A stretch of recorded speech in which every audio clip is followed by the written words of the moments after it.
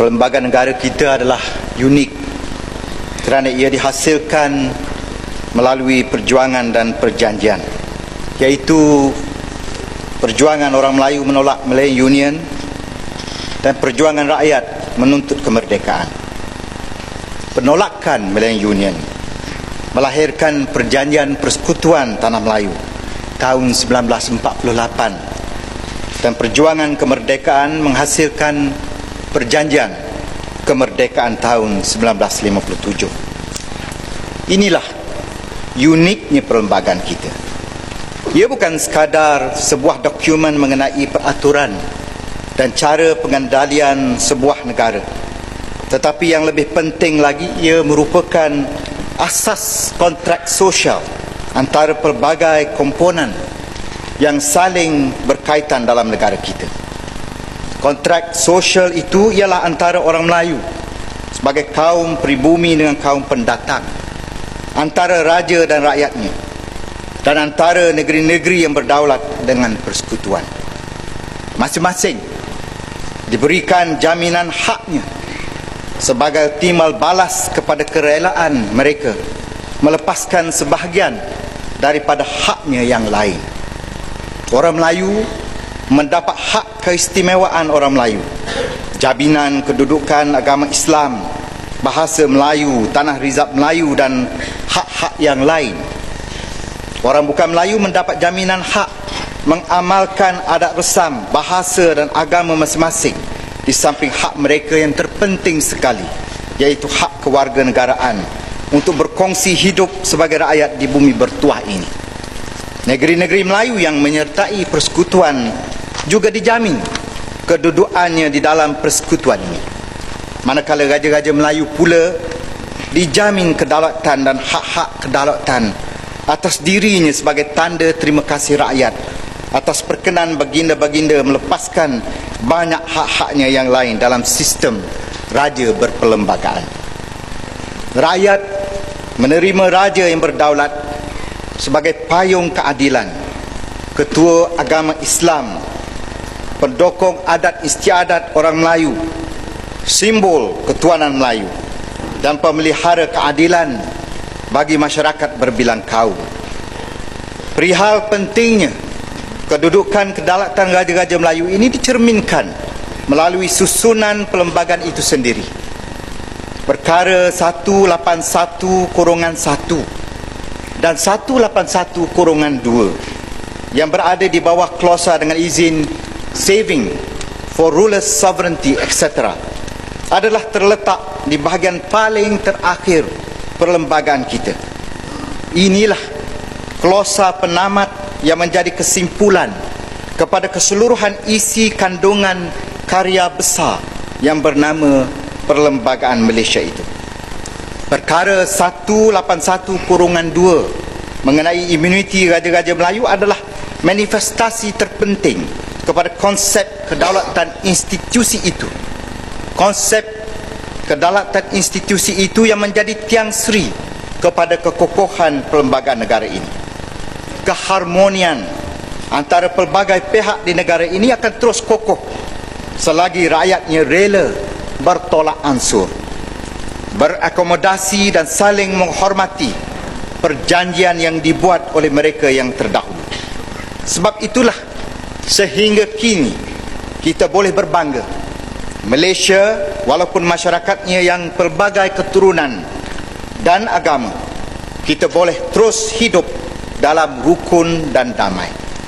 Sejarah keharmonian ini pernah dicacatkan oleh tragedi 13 Mei 1969, iaitu 21 tahun setelah perjanjian 1948. Perbezaan taraf ekonomi antara kaum-kaum mencetuskan perasaan marah hingga ada yang mengungkit perjanjian terdahulu.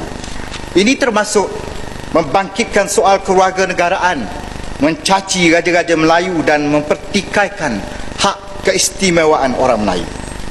Sebab itulah selepas tragedi hitam itu, rakyat terpaksa diingatkan kembali perjanjian asal tadi dan diberi amaran demi kestabilan dan kemakmuran negara, Jangan sesiapa pun mengungkitkan lagi soal hak keistimewaan orang Melayu, soal kedudukan bahasa Melayu, dan soal kedudukan institusi Raja-Raja Melayu. Bahkan kepada orang Melayu sendiri, mereka diingatkan jangan sama sekali bangkitkan soal hak kerakyatan kaum bukan Melayu. Ini adalah persetujuan asal yang tidak boleh diungkit lagi. Kebebasan bersuara yang dijamin dalam perlembagaan bukannya untuk memaki hamun sesiapa sahaja tanpa mengambil kira soal sensitiviti perasaan rakyat yang berbilang kaum. Sebab itulah dalam tahun 1971 Perlembagaan Persekutuan dipinda dan dimasukkan perkara 63/2 yang melarang sesiapa sahaja termasuk di Dewan yang mulia ini membangkitkan perkara-perkara yang disifatkan sensitif oleh Akta Hasutan. Ini termasuklah soal yang menyentuh kedudukan dan kemuliaan martabat Raja-Raja Melayu. Bagi mengelakkan peristiwa pahit tadi berulang lagi, kita memberi kunci amanah kestabilan negara kepada institusi Raja-Raja Melayu. Saya ulangi, kita memberi kunci amanah kestabilan negara kepada institusi Raja-Raja Melayu yang berdaulat untuk menyimpannya, bukan kepada ahli-ahli politik. Amanah itu ialah perkara 159/5 Perlembagaan Persekutuan. Antara lainnya, perkara 159/5 ini menyatakan bahagian 3 perlembagaan kita mengenai hak kewarganegaraan. Perkara 38 mengenai kedudukan Raja-Raja Melayu. Perkara 152 mengenai kedudukan bahasa Melayu. Dan perkara 153 mengenai hak keistimewaan orang Melayu. Tidak boleh dipinda melainkan dengan persetujuan Majlis Raja-Raja Melayu. Inilah amanah besar keharmonian negara yang tidak boleh diubah oleh kuasa majoriti 2/3 di Dewan Rakyat tanpa persetujuan Majlis Raja-Raja Melayu. Maka inilah peranan paling unik dan terbesar yang diamanahkan kepada institusi Raja-Raja Melayu kita. Ia bukannya sekadar simbol kepada sejarah peradaban bangsa kita, tetapi sebagai pemegang amanah kepada masa depan kestabilan negara yang tercinta ini. Jangan melihat Raja-Raja Melayu dari segi individunya. Benar, 9 orang individu yang bergelar raja mungkin tidak banyak menentukan masa depan kita.